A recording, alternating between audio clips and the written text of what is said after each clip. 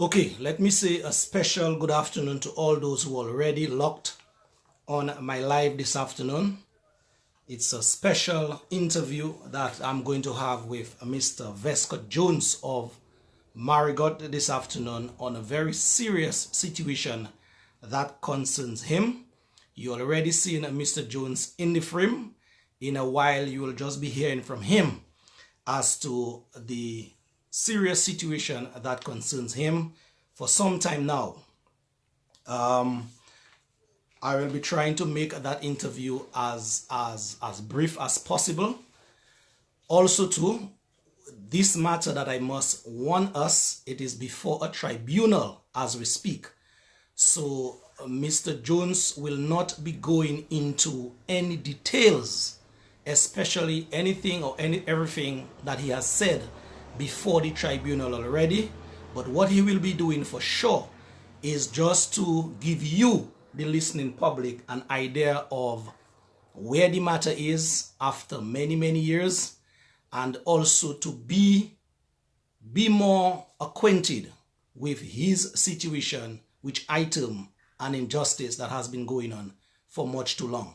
At the end of the day, when one person suffers in Dominica, all of us should be feeling the pain, and that is where I want to start that all-important interview with him this afternoon. He has his mother by his side. His mother is a very instrumental person in his life.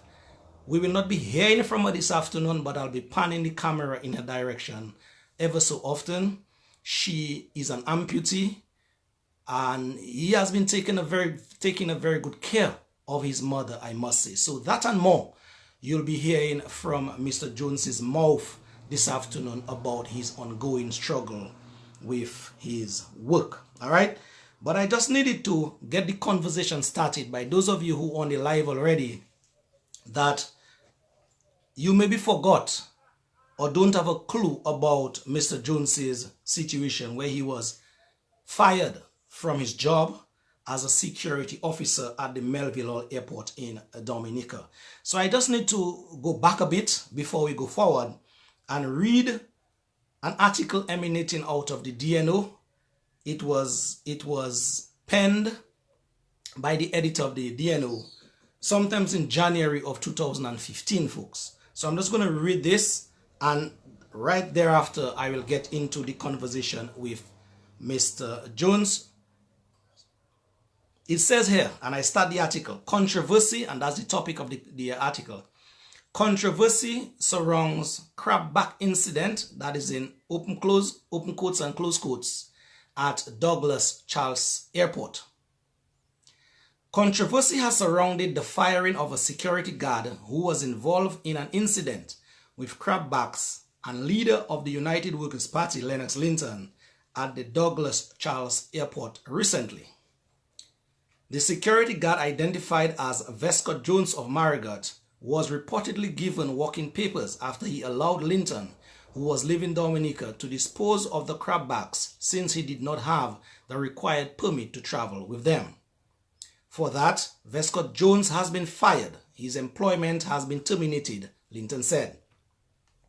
He stated the matter is not going to be taken lying down, but CEO of the Dominica Air and Seaport Authority, that is DASPA, Mr. Benoit Badwell, said there are standard operating procedures under which security officers operate, and due process was followed in the entire matter. According to Linton, the controversy has its genesis on October 19, when he, Mr. Linton, was leaving Dominica with a quantity of crabbacks and was stopped by Jones, who asked him if he had a permit to travel with them. Linton said he told Jones he didn't have a permit since he was not aware that he needed one. He stated that since it was impossible to get a permit at this point, Jones allowed him to dispose of the crabbacks outside the airport screening area. In a letter dated December 15th, Badwell informed Jones of his dismissal, saying that by allowing Linton to return the crabbacks, Jones had caused the authority to lose confidence in him as an employee and that he had operated in violation of standard operating procedures. Linton labeled the incident as an example of political victimization against the people of Marigot. But Badwell told DNO security officers operate under standard procedures and Jones did not follow them. Judge Gentleman in that case did not follow the process. He explained he took the decision on his own without consulting his supervisor and allowed the gentleman to return and bring it back to a person. He stated when such incidents occur, a disciplinary process is required and normally takes place. He continues, that's Mr. Badwell continues, if you have anything in relations to a matter of staff, a disciplinary matter, there is a disciplinary committee that is set up and it goes through a disciplinary process. The person has to defend himself, he noted.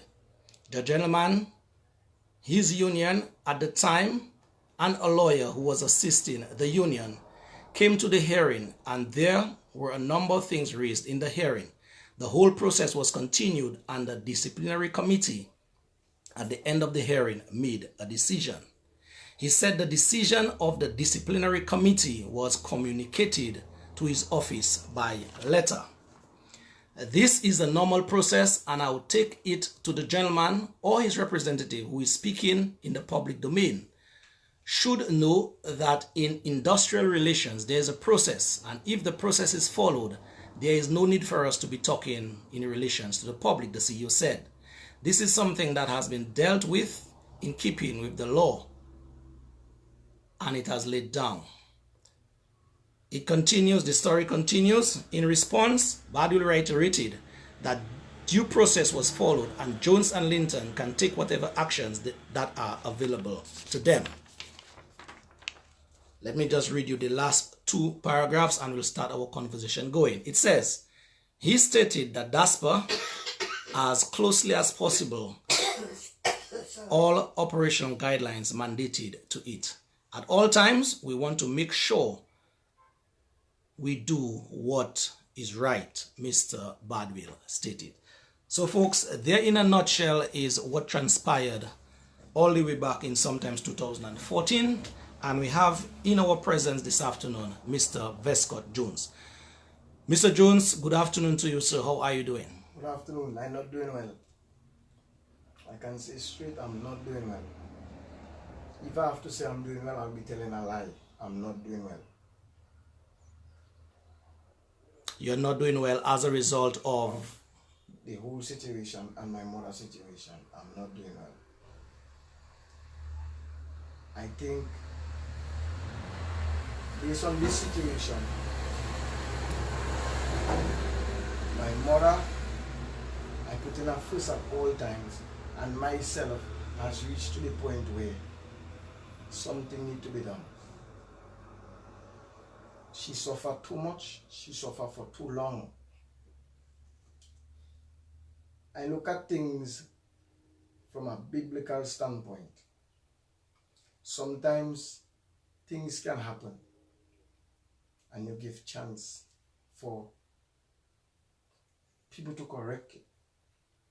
Everybody can make mistakes, but when you recognize the mistakes, you need to correct it.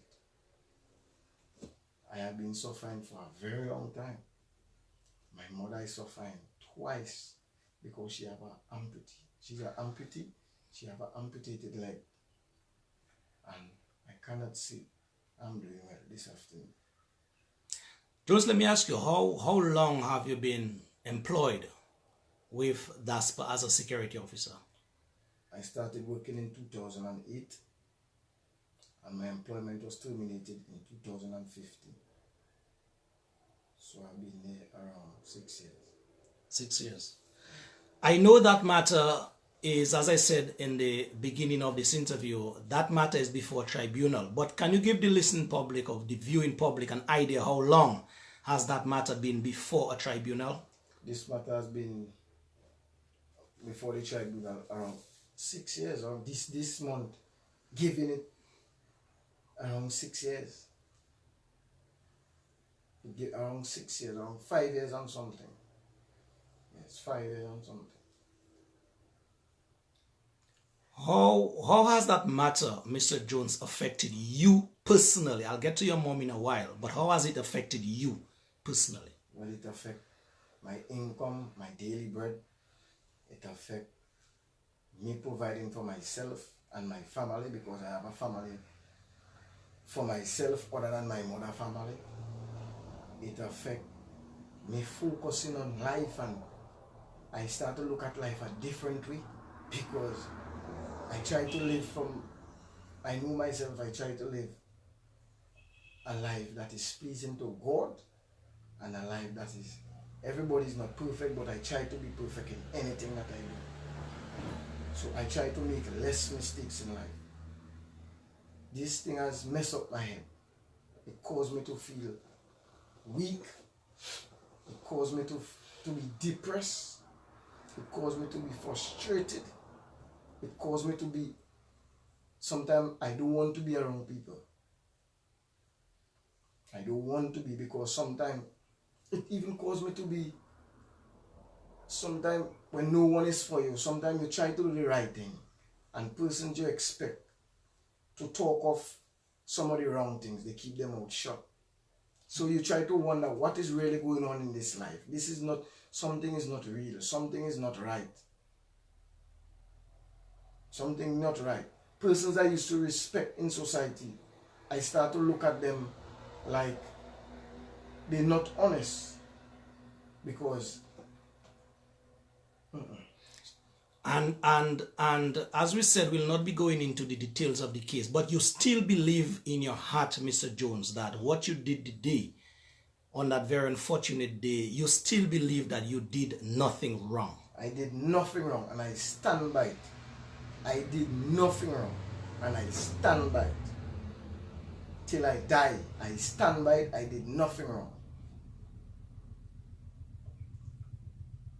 I want to say, my mother raised me in such a way. If I do something wrong, I will say I do it wrong. I will say I was wrong. And if I deserve to be punished, I deserve to be punished. That is how I was grown. That is how I was brought up. But Mr. Badwell is saying in the communique that I just read that at least you did not follow standard operating procedure. How would you respond to that? That is not true. That is wrong. That is not true.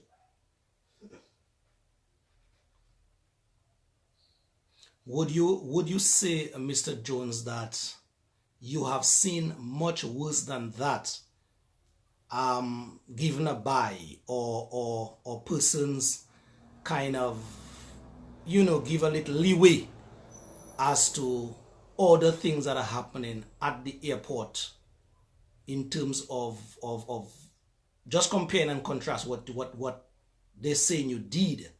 Can you say this afternoon that you being a security officer, you have witnessed or have known much more injurious situation have given a by?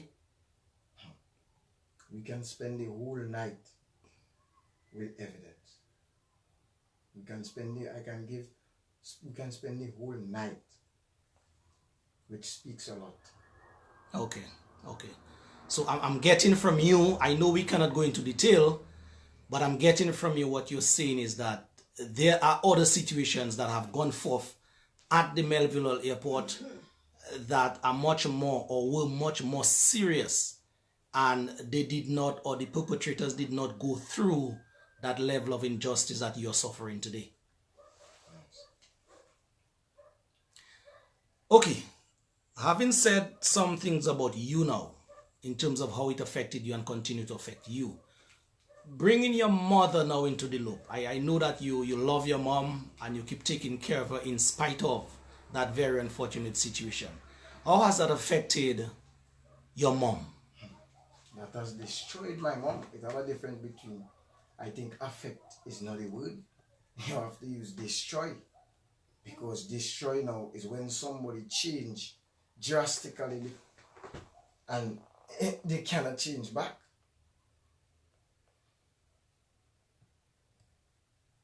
So she has changed. My mother suffered severely because of this. There's sometimes at night my mother don't sleep.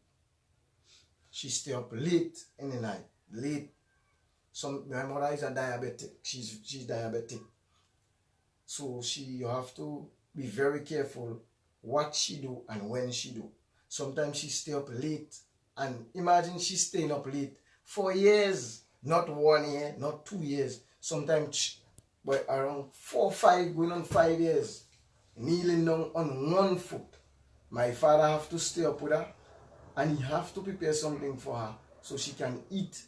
Because if she go and sleep, she might be in a coma. Because she diabetic.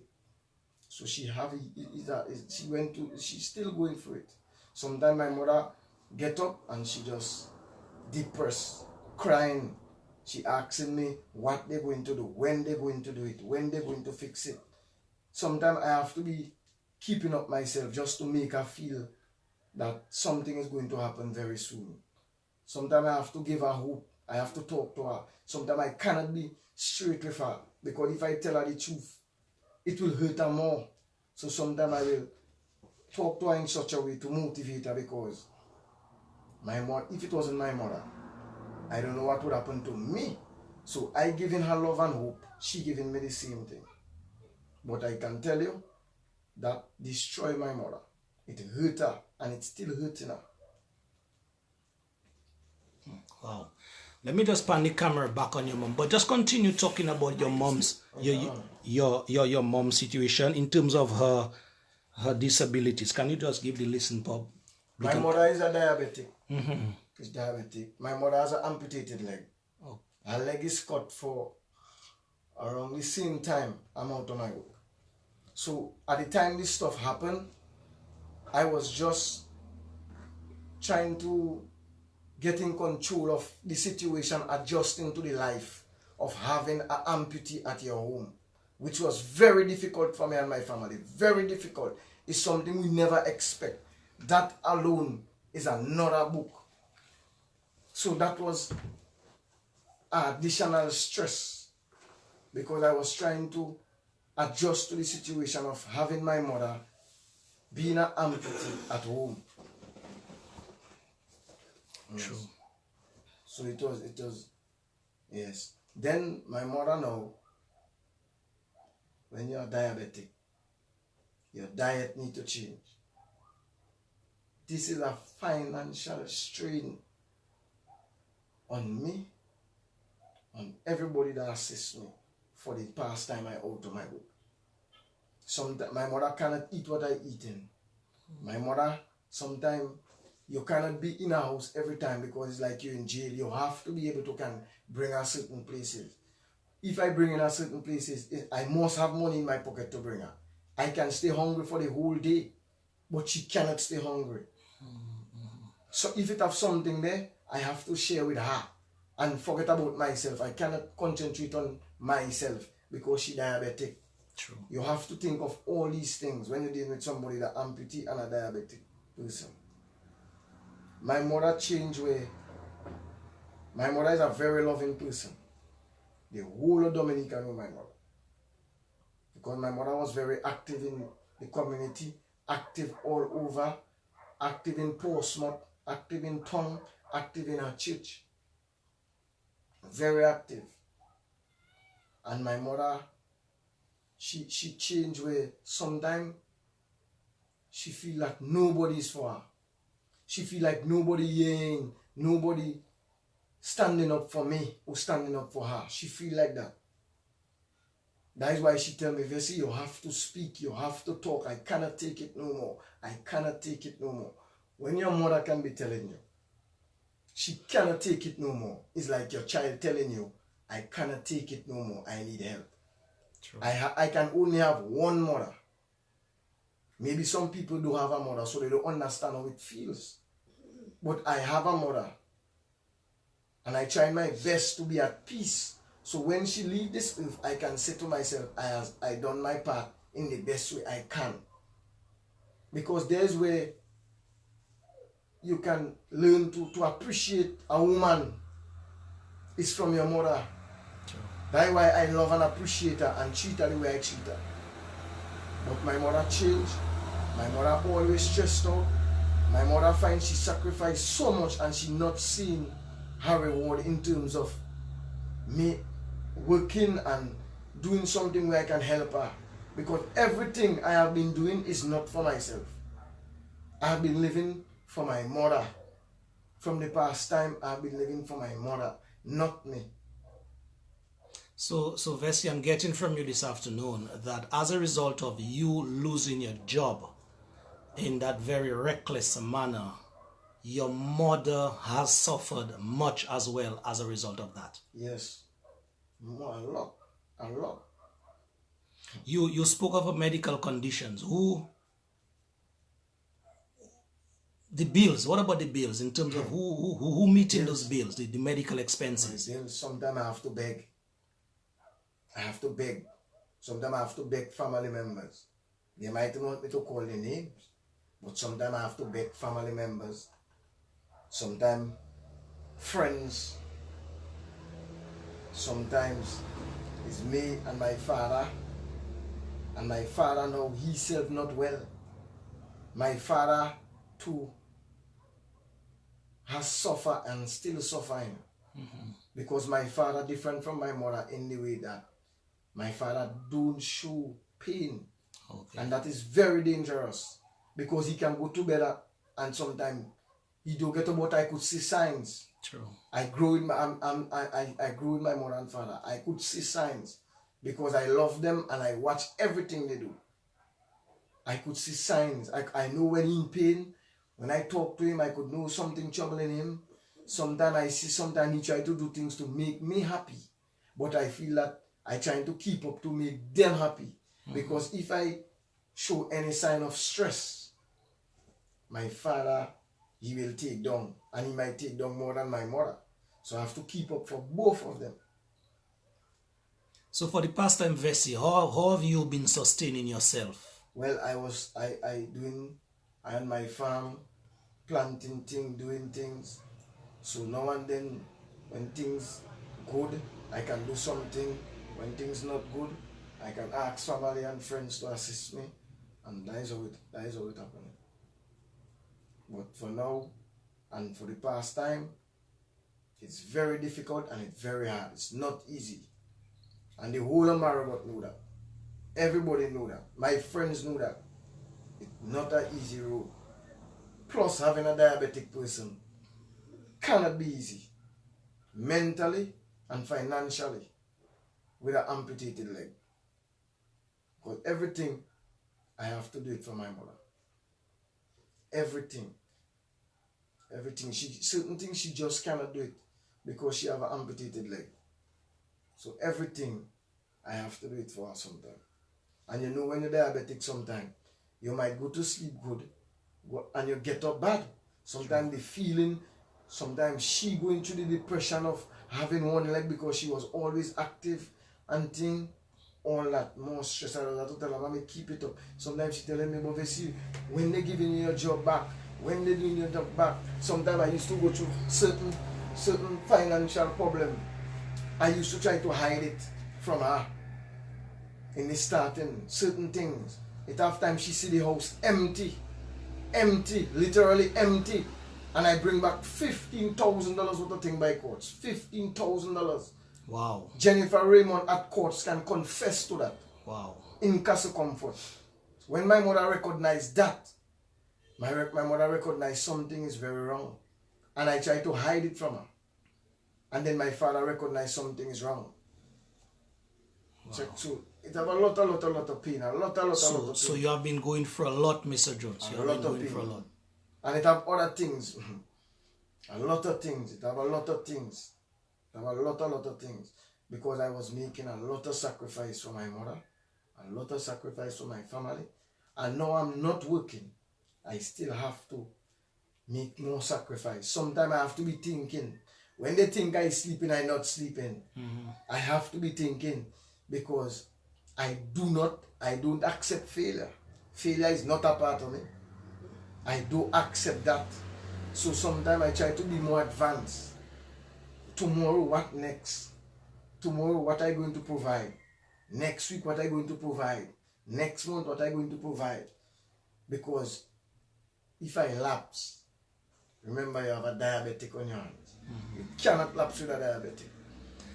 Mr. Jones, I know you cannot go into details of what has happened or what may happen at this tribunal. But what is your gut feeling, you going through that process, maybe the outcome of that matter? Read the tribunal. What's just your gut feeling and you going through the motions? I feel it is victimization.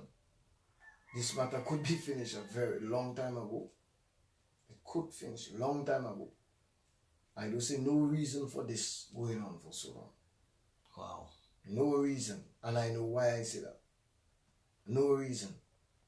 And I think, other than me speaking today because my mother want me to speak, the powers that be know my mother's situation. Everybody in Maragot know my mother's situation. A lot of people know my mother's situation. So it's not something where I look at it like sometimes some people have no conscience.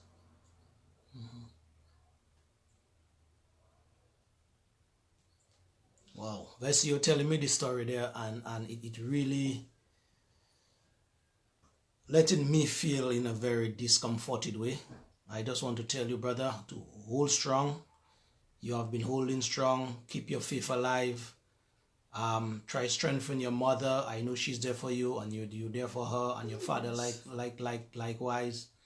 Just continue to do what you have to do, brother, and then hoping that after that round of you speaking out your heart to the public, the powers that be will get the message and look deep within their hearts to bring you some kind of justice in that situation. So I just want to congratulate you and tell you, never give up hope. No man, hope. I never given up. Give up is not accepted. I never grew up that way there. Give up is not accepted. Let me tell you something. I'm 35 years. I never drink alcohol. I never smoke. It are friends that might try to be around me doing that. I do associate people in that. I try my best to live in the best way. I never grew up rich. So that motivates me to try to bring up my family to a standard. So that's why I doesn't give up. I have my goals set. But this problem now is affecting me. It's affecting my mother. It's affecting my family. And I just don't want my mother to tell me bye-bye before she see justice in this matter. It is not fair. Because when you think of it, what can somebody want to gain by knowing something is wrong and continue to carry on and fighting to prove a point? What? What can somebody want to gain? What? All I want is for me to be able to can take care of my mother, allow her to have a little more life, allow her to enjoy life more, allow her to get a prosthetic leg, allow her to eat a better meal, to be more happy inside. Sometimes she show it on her face, but in her heart she not happy. She not happy. It's true. She not happy. Sometimes she not happy.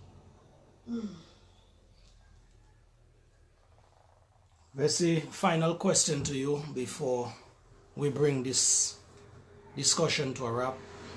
Your situation, your very unfortunate situation, I must say. If you would have to make a plea on your own behalf to the powers that be, what would you want to say to them about now? I would want to say they know exactly what and where this matter went wrong. This matter can be solved. I did not do anything wrong and I will stand by it publicly. The matter is in a tribunal. I would like them to allow the tribunal to continue. For how long that matter is at the tribunal? This matter is there for a very long time, for years. Years, this matter is at the tribunal, for years. For years. And I just don't understand for how long again, how long again, how long, what is important to some people. And your lawyer is doing all his best. All his best. He's doing all his best. He's doing all his best. All his best. He's doing more than his best. Okay. Yes, he's doing all his best. But I try to understand and I just cannot understand. And because of my mother, I'm trying to keep strong. Because she feed off the energy, the positive energy and the happy energy from me. True. Sometimes even though I'm not happy, I have to pretend happy. I have to play happy. I have to show happy. I have to give her hope. Just to be strong Just for to her. be, yes, to be strong for her to be motivated and for her to feel happy. Because I can be living for a lot of different things. But who don't want their mother to be there with them? All this is stressful. It's stressing me. It's stressing my mother. It's stressing my father. Let's you made a very important point. Maybe a lot of listeners did not get it, but I just want you to reiterate that point in closing. You said that you had to bring back about $15,000 worth of stuff that you took from courts whilst you were working to make your life better. And as a result of you not having your job, you basically had to bring them back. Lofty. It have a lot of things. I have a lot of things. I can start to talk a lot of things. I had a lot of losses. That is just one example where my mother and father recognize something is wrong. Because as a young man, I have to do things to make them happy. I never wanted to have to show them, to tell them, well, look so for them to feel depressed and down. It's when I never had a choice and I had to do what I had to do. I had to bring them back. I had to get a vehicle, 2 vehicles, 2 trucks to bring them right Castle Comfort. True. To at least Jennifer Raymond, she can testify to that. So at least to ease up some of the financial strain. Yes, to ease up some of the financial strain on you. And it have a lot. The village pharmacy in Margot. When it comes to my mother, maybe if it never had a village pharmacy there, I don't know. I don't know. I just don't know. Lofty, not easy. I used to take my mother to town to do a checkup, where they asked me to bring her to town to do a checkup in the hospital because she had amputee and based on certain things she's supposed to go to the town. I had to make preparation because financially I couldn't sustain it. Yeah. To get a doctor up here to come and deal with her at home. So it's a lot of things, and it's just sometimes you can bear so much, but by 6 years, that is a lot of time. That is a lot of time. A lot of time. Yeah. Well, Mr. Vescort Jones, I want to thank you very much for speaking to me this afternoon, speaking to the world. A lot of folks listening here, a lot of folks are empathizing with your situation. They're telling you hold strong, they're telling you to keep hope alive. So, I don't know if you just want to, at the end of that interview, as we close up, if you just want to say anything to them, those who are viewing right now. Yeah, man, I just want to tell them to give me strength. And thanks for the motivation and the praise and everything, because it's praise that have me here today. It's praise. When people under pressure, a lot of things can happen. And I saying it for people to think. Why? Just think. When you're under pressure, a lot of things can happen. A lot of things. And it's praise that have me here. Praise that have me standing strong. Praise that have me focused. So I just want to thank the persons that praying for me and giving me hope and giving me strength. Sure. All right, Vessi, thank you very much, brother. Thank you very, very much. I say I am seeing what you're going through. I am feeling what you're going through, and just keep holding the strain. But gentle people, before I bring that interview to a halt, I just want to bring us up to speed with a very similar matter that has happened, and it was successful in the court. And I'm just going to read just a few paragraphs from an article in the Sun Dominica paper, where it says in a nutshell that a woman by the name of Rosalind Wathi, she too was stopped by security officers at the Melville airport, where when her luggage was searched, she had about 10 crab bags. And note well, people, the case of Mr. Vescort Jones is only 2 crab bags in question. That's in question. But in that case that I'm going to just brief us up on now, this Rosalind Wafi lady, she was arrested at the Melville airport and charged for having in her luggage at the time 10 crab bags and 1 lifeless goatee.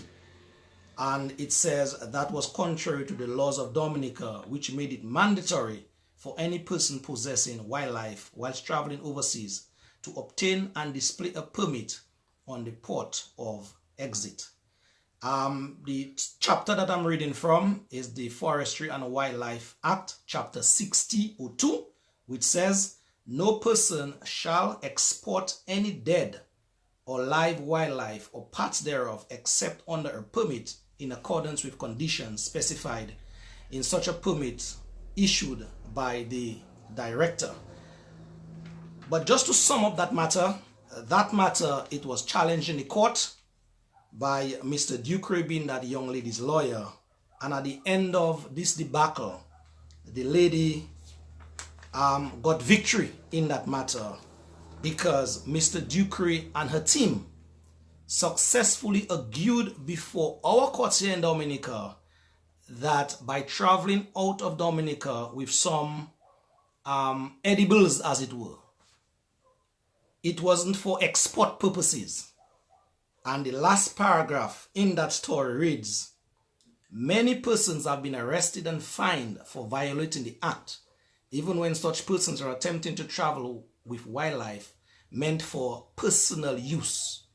Now, members of the public and Mr. Vescort Jones, that is where you can take comfort in that. It says, now, members of the public have a reprieve as they can now successfully challenge the law when they travel with crabbacks and other wildlife that are intended solely for personal use and consumption and not for wholesale use. So I just say, folks, I would bring us up to speed with that matter as well, because there was this case that was successfully challenged in the court by this young lady leaving Dominica with some personal wildlife for her personal use.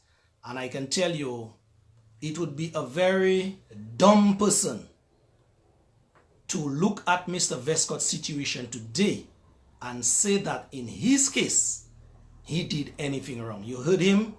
He is standing his ground. He did nothing wrong. And so we will see where that matter goes from here. But I just want you to continue to support him, continue to support his mom, and hopefully we together as a people can see justice be gotten in that matter for Vescort Jones and his entire family. So Mr. Vescort Jones, thank you again, brother. Thank you for having me. Keep the faith. Thank you, sir. Mommy, you want to say thank you?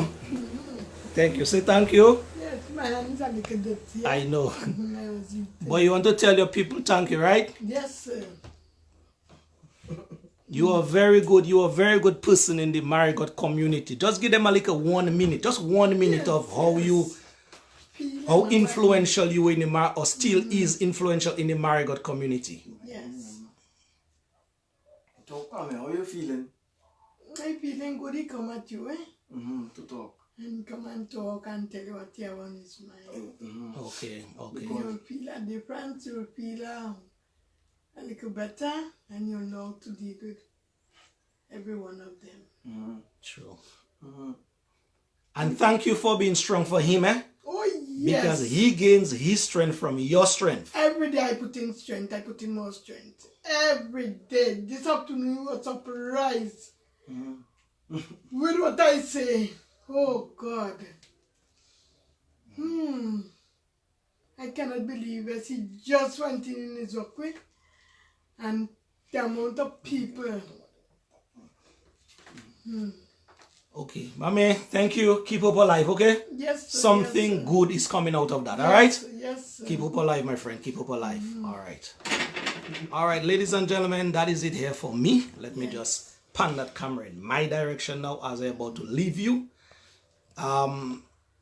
You heard it this afternoon from Mr. Vescort Jones. His mom is here. I just want to thank you, the viewing public, for taking time off your schedule this afternoon and giving Ves's situation some of your listening, knowing fully well that you can do what you can do in your neck of the wood to bring pressure on the powers that be to ensure that Mr. Vescort Jones at least gets back his job, gets back what is due to him, so that he and his family can live a very comfortable life. All right? Yes, sir. So thank you very much. That is it for me. Welcome. Till we see some other time with some other human interest story. I'm signing out now from the lovely village of Marigot.